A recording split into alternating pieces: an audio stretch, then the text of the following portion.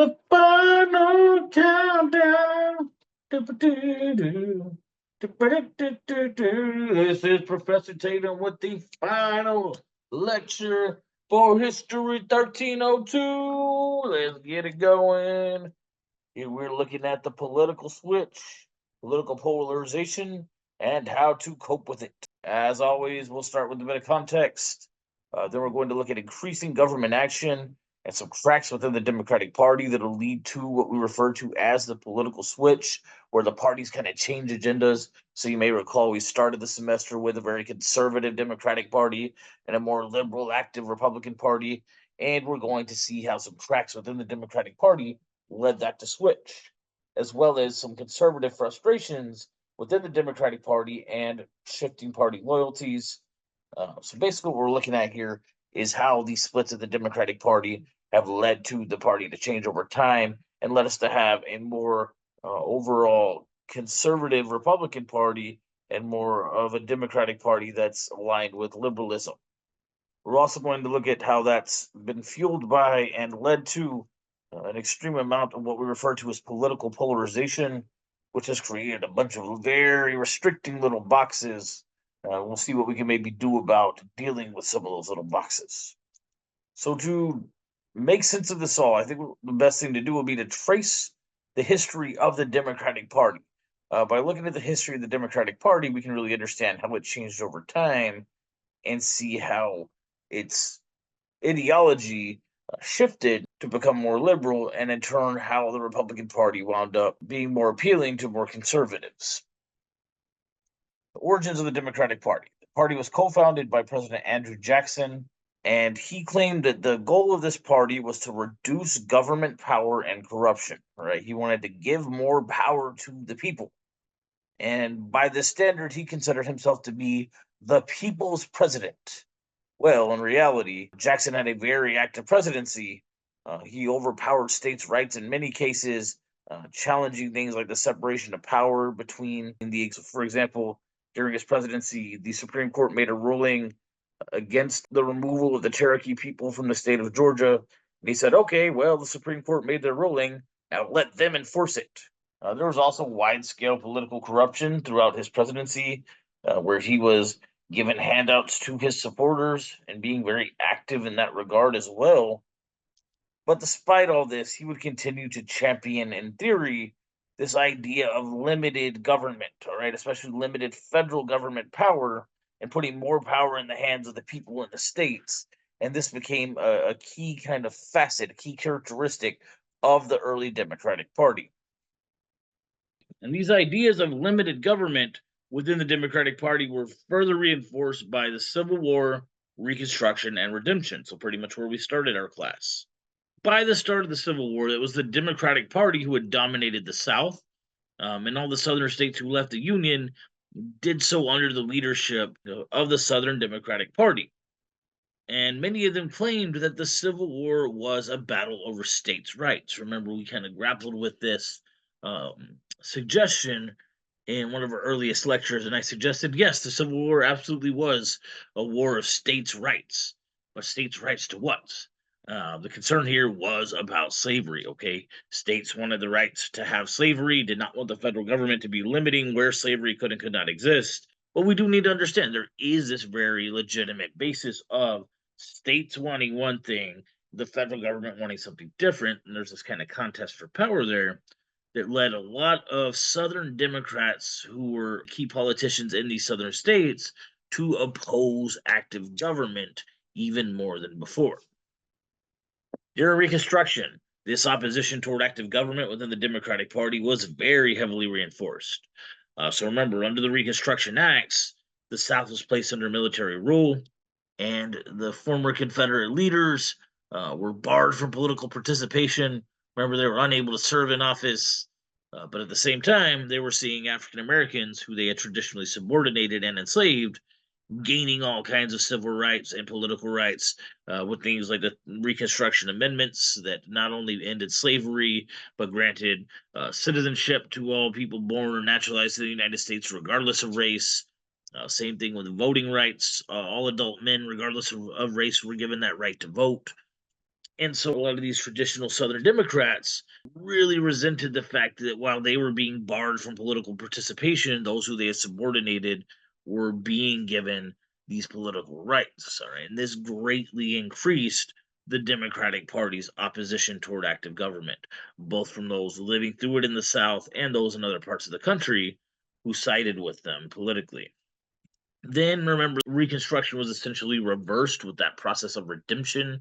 During redemption, the Democratic Party reasserted its dominance over the South, and then they reversed a lot of the changes that had been made by the radical Republicans throughout Reconstruction. So, in Texas, for example, Governor Richard Koch came into office in Texas and overturned a lot of the changes put into place by his predecessor, E.J. Davis. And throughout this process, as if the Democrats felt that they were redeeming the South and reestablishing the traditional order, they did so in a way that took pride in limiting the federal government. Okay, so they saw that it was a very active federal government that had put the Reconstruction Acts into place and kept them subordinated and cut them out of political participation. And so now, as they're quote unquote redeeming the South, they're finding ways to limit the influence that the federal government and its policies had in the South. All right, so by the end of the Civil War, Reconstruction, and Redemption, the Democratic Party is very, especially in the South, is very solidly based in this idea of having restrictions on federal government power, right? Well, we're going to see that throughout the 20th century, there were a series of cracks within the party based on factionalism between those who stood to that kind of traditional Redeemer Democrat idea of having limited government and some who started pushing for more active government. So the first place we saw that type of factionalism and crack was with the populists and the progressives. So remember, the populists were certainly calling for active government. They wanted government to act on behalf of the people, especially on behalf of workers. They wanted better economic conditions for farmers and for industrial workers by having the government do things like introduce silver to the economy to create that system of bimetallism. They wanted that sub-treasury plan where the federal government would be helping store farmers' crops and giving them loans. They wanted government to take control of railroads to set fairer rates for farmers. And we need to remember that there were members of the Democratic Party who got on board with the populist cause. William Jennings Bryan was nominated to represent the populists as their candidate, showing us that some Democrats were getting on board with these ideas of having more active government, right? Doing things like having government go reform the economy and work on behalf of people calling for things like nationalization of railroads. But this led to a good deal of tension between them and those old school, traditional small government Democrats. And the progressives, also several progressives represented in the Democratic Party. What was it that made a progressive in the progressive era? What was that common thread we saw that united all progressives in the progressive era? Remember, it was that they saw government as an institution that could and should address perceived problems in society or in the wider world. So they're calling for active government. And remember, there were progressives within both the Republican and Democratic Party. And they all wanted to use government to implement reform. The progressive presidents, for example, all used their authority to push for different types of changes where they perceived problems in society and in the wider world. And if we look to the progressive president who was from the Democratic Party, Woodrow Wilson, we see he certainly used his authority to that end, right? He used his government power to do things like regulating the economy, getting involved in international affairs. For example, during the Mexican Revolution, remember he did things like sending an expedition to go hunt down Pancho Villa across the border. Then he also, at the end of World War I, created these 14 points where he made this plan to change the way the world would work and create this global commission known as the League of Nations. We saw that did not turn out too well for Wilson, but he was, the point I want us to understand, pushing very much to use his government authority very actively, which is much different than what the traditional conservative Democrats have been pushing for. So populism and progressivism really marks that first major split between those calling for active government and then those traditional Redeemer style Democrats who are promoting more limited government. Next place we saw a major crack within the Democratic Party in this regard was with the New Deal. So we'll see the New Deal marked a tremendous increase in government power. FDR was using the federal government to carry out all these economic and social programs, those alphabet soup programs aimed at relief, recovery, and reform to try to combat the Great Depression. And these are very much a response to Herbert Hoover's limited government action. Remember, Hoover didn't want to do much directly to address the Great Depression, so FDR kind of took the opposite approach and got very active. And he was a member of the Democratic Party. We need to remember, though, that while there was clearly a good deal of support for FDR, he was elected to office 4 times, he was also faced with a great deal of criticism. Even from within the Democratic Party. So some of those more conservative Democrats who believed in the federal government having extensive restrictions placed on its power were very concerned with the actions FDR was taking. Okay, so we can see this as the second major split within the Democratic Party over this issue. Remember, for example, that his own vice president, John Nance Garner, refused to run with him for his third term, saying that that third term, as well as a lot of what he was doing with the New Deal, were clear oversteps of government power. Regardless of this opposition from within, which would continue, there were several Democratic presidents moving forward who would kind of carry in FDR's legacy, putting together different programs and policies that very actively aimed to combat things like social and economic hardships for the people of the country. And I'm going to show you some examples here. Don't get bogged down feeling like you need to know every detail about every single president. I just want us to see a kind of common pattern playing out here throughout the 20th century. So, for example, FDR's immediate successor, President Harry Truman, had a program called the Fair Deal. The Fair Deal was essentially a continuation of the New Deal that aimed to expand social safety nets for Americans and raise the standard of living. This included things like increasing the federal minimum wage, implementing a national health insurance program, expansion of public housing, expansion of Social Security. Okay, so we see very active government here. And this would be greatly rejected by conservative Democrats, that is, old school Redeemer style Democrats, who opposed having such active government. Later down the line, President John F. Kennedy, also from the Democratic Party, had a program known as New Frontier. This push for social and economic reform, including things like civil rights, increased government investment in healthcare, education, space exploration. Actually, a lot of the conservatives had no issue with funding for space exploration because that fed directly into the Cold War, which a lot of them did support. They get kind of funny about how they say they're so anti-active government, yet there's certain things that they're fine with government being active toward. For example, supporting the military or supporting business. I digress. But this New Frontier program is definitely showing a lot of government action on behalf of addressing social and economic conditions in the country. And again, this would be largely opposed by conservative Democrats who are against, at least in theory, this idea of having such active government. As we saw, things didn't turn out too well for Kennedy. He didn't make it through his day in Dallas, and he was succeeded by his vice president, Lyndon Johnson, also a Democrat. And Lyndon Johnson, or LBJ, also had a very extensive program known as the Great Society. This was a program that expanded social welfare, and as part of this, he tried to wage a war on poverty.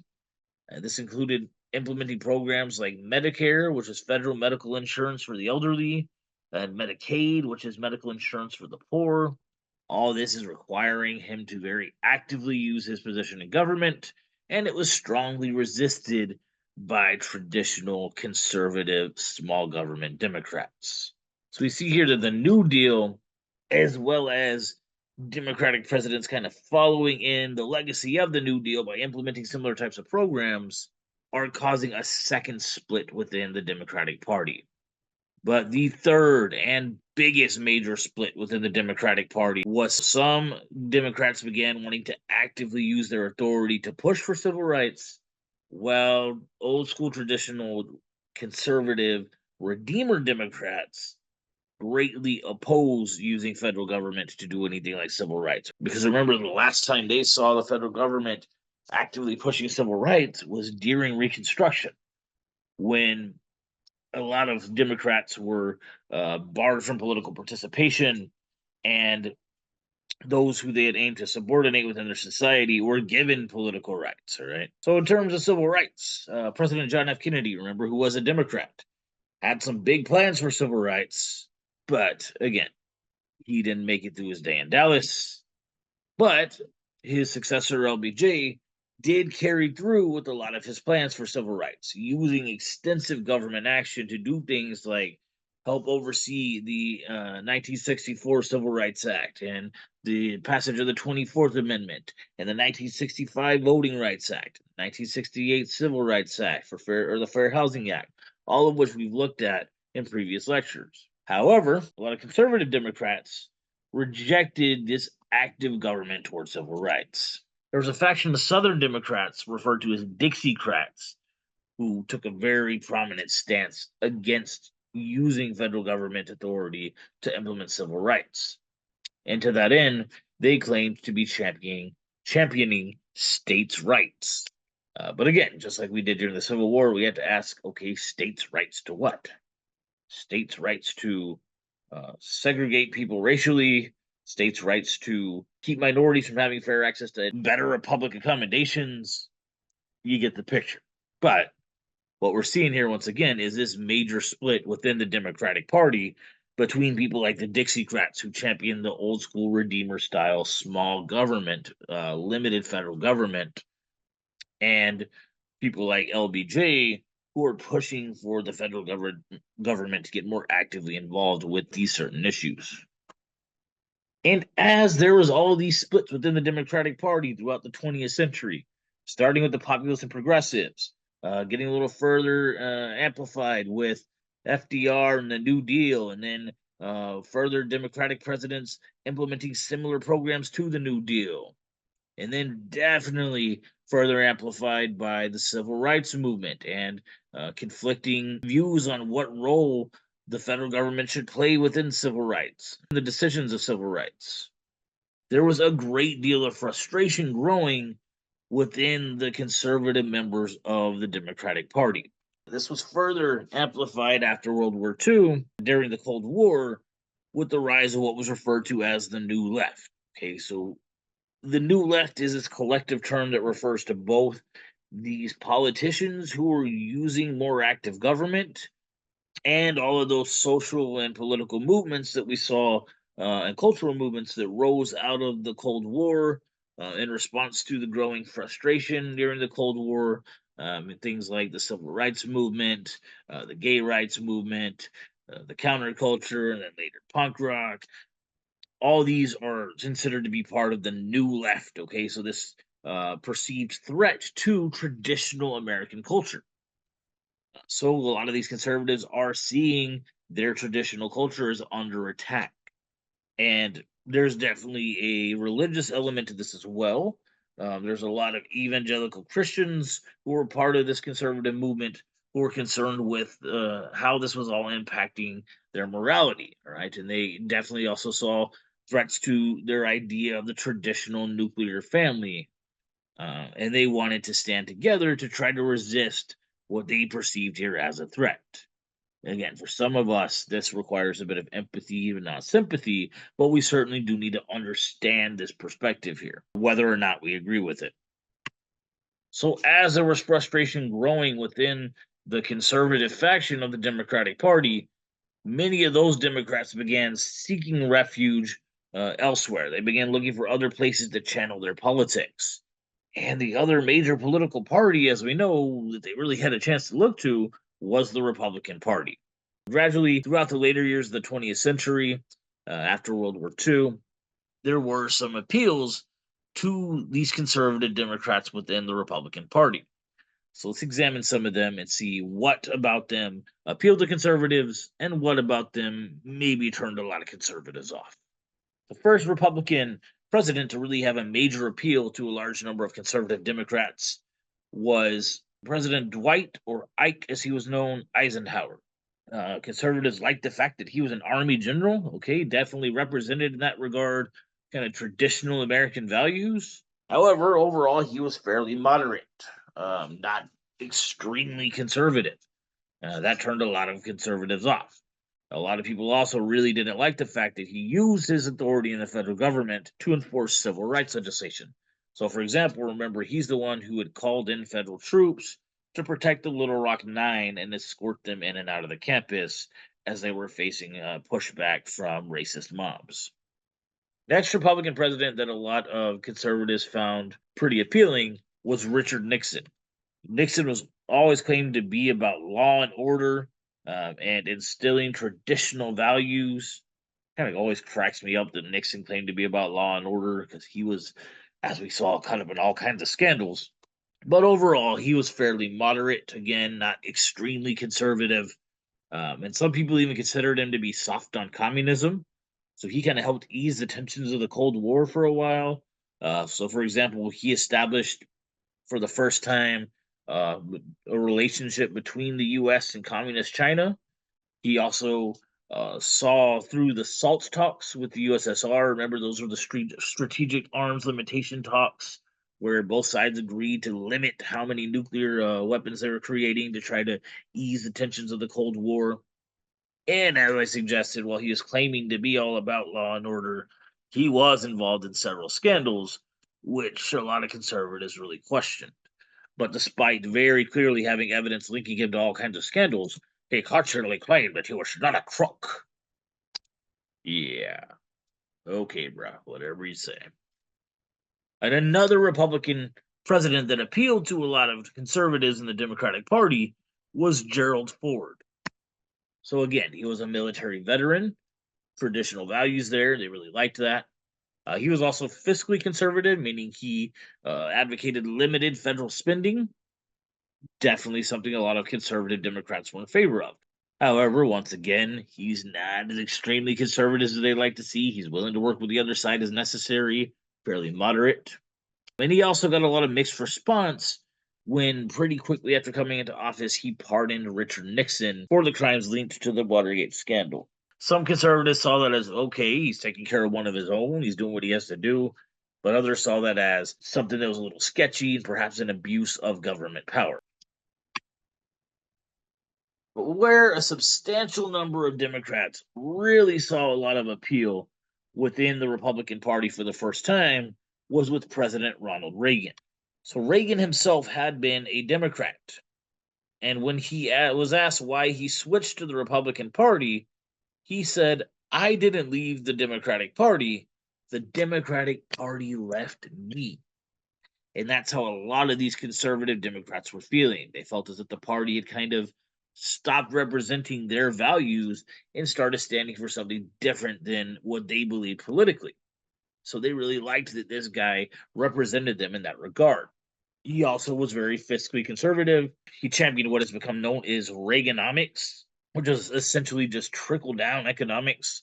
Again, we've looked at this before, and the theory is that as long as big business is taken care of, and they're getting tax breaks, they're getting funding, they're getting help, that they're going to take care of the rest of the economy, right? They're going to help employ everybody else. They're going to help keep money in circulation.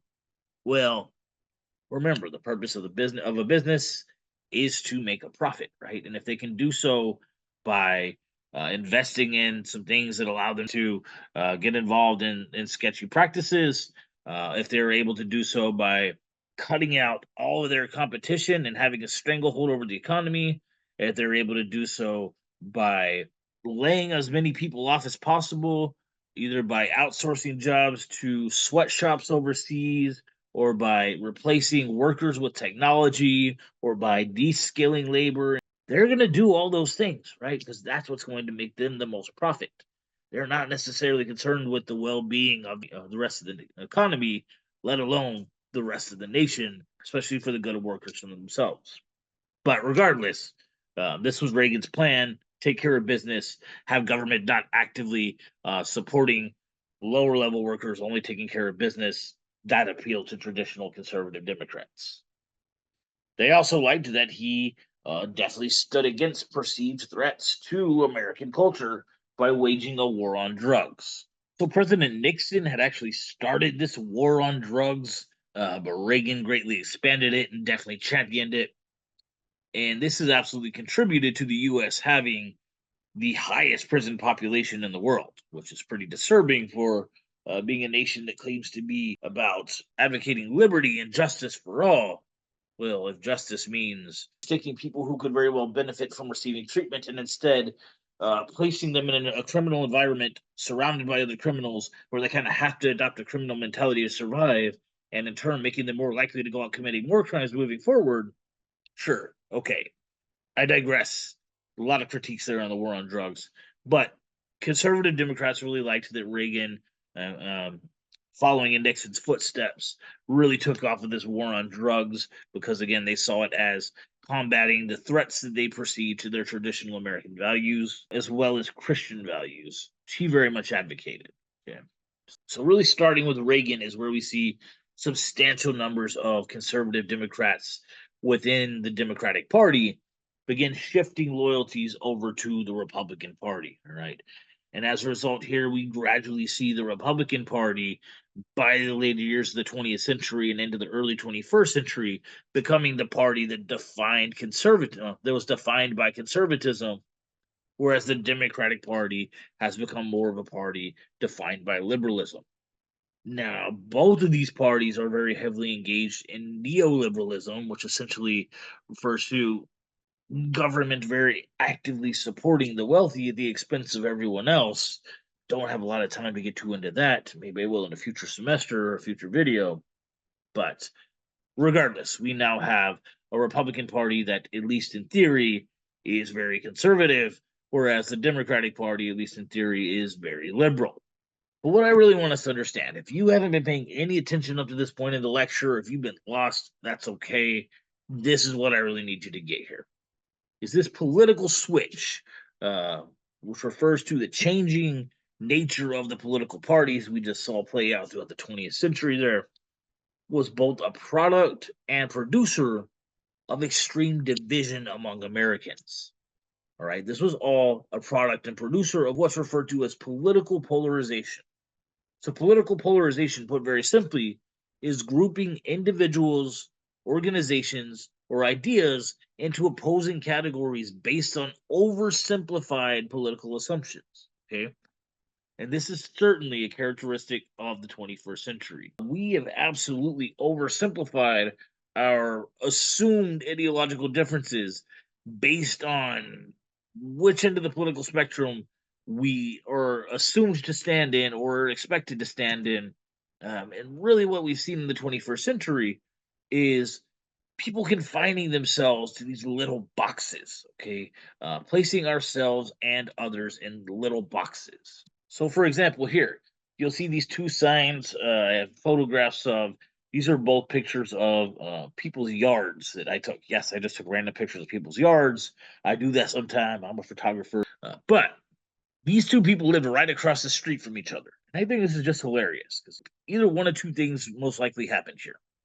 Either this guy had his sign up in his yard, and these people over here said, well, we're going to show him how inclusive we are by putting up an opposite sign with all these little statements. Or these people had their sign up, and this guy saw that and he said, oh, those damn liberals, I'm going to show them what a patriot I am.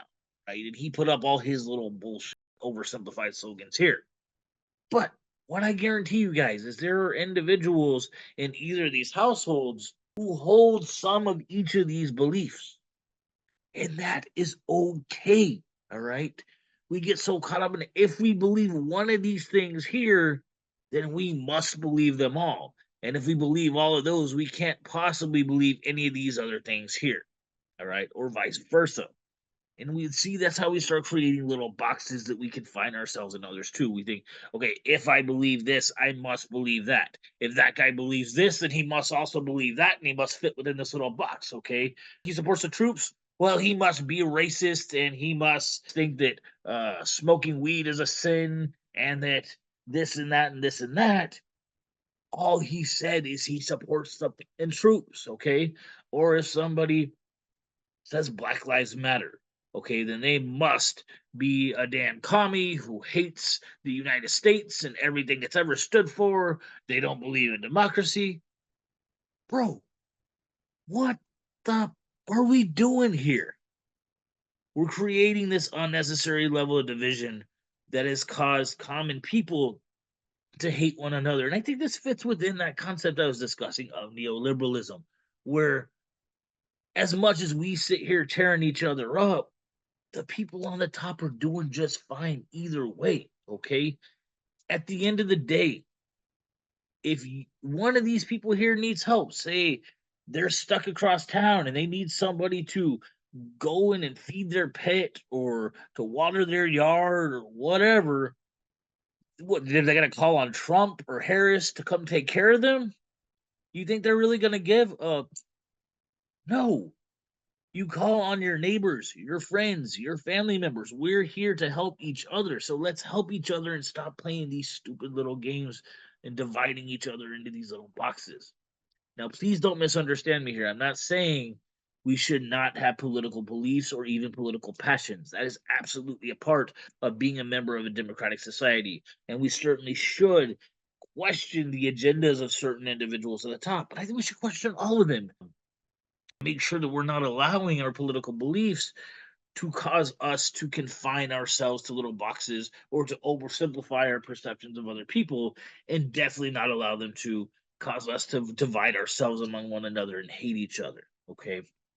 And what I'm going to challenge you guys to do here, what I'd like you to leave this class doing is trying to smash some of these little boxes as you see them.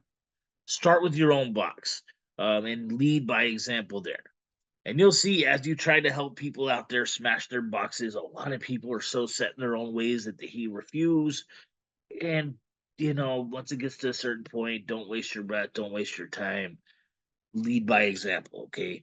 But definitely at least smash your own little box. The more of us who can do that, the better we're going to be able to move past the restrictions that this political polarization has caused us to place on ourselves and on others. And this requires doing a lot of the things that I've encouraged us to do throughout this class. For example, the only real rule in this class was a general policy of respect, right? Everything else kind of falls in line underneath that.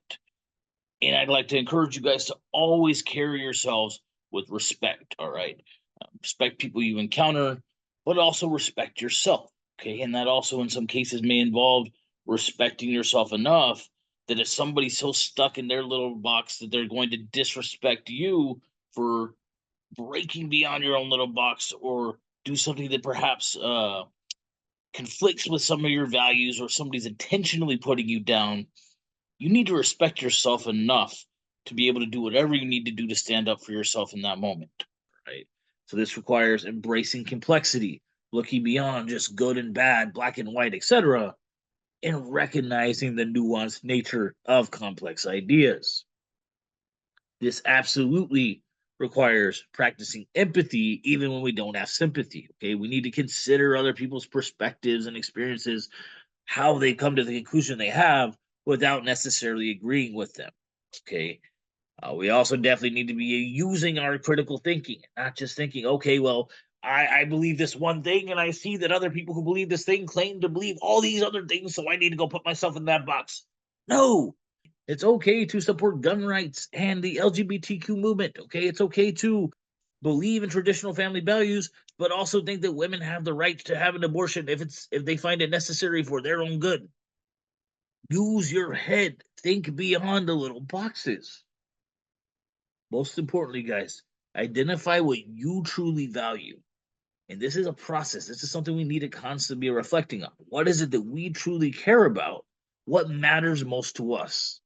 And that's what we really need to be most focused on. Nothing else is worth caring too much about or giving excessive time and energy to. A lot of these things, I know they sound so simple, but they're a practice. They're something we need to constantly be working on and applying. Lastly, guys, always be willing to ask questions and patiently seek answers. Right? I hope this is helpful. Hope it makes sense. I hope I'm not just sitting here being a damn millennial. Okay, millennial. Um, Rambling on and on to the screen. I hope you guys get something out of this and find it something that is meaningful to you. But if not, okay, I did my share. I smashed my own little box. I'm good. I'll wash my hands of it now. Guys, please, if you have any questions, let me know. It's been great putting these videos together. Been a lot of work, but been a lot of fun. I hope you guys have enjoyed them. Let me know what I can do to help you out moving forward. This is it for History 1302. Over and out.